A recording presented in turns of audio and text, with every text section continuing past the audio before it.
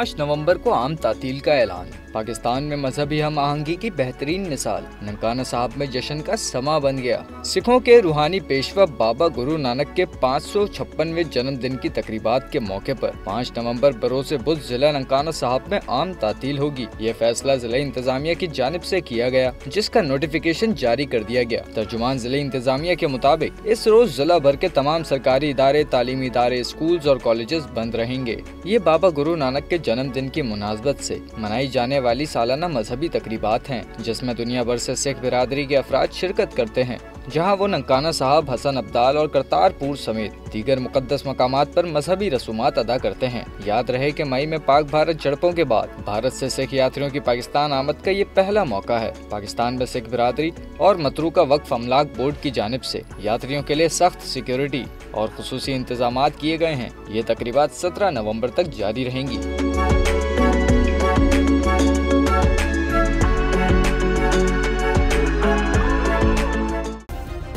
Subscribe करें और bell दबाएं ताकि कोई खबर रह न जाए।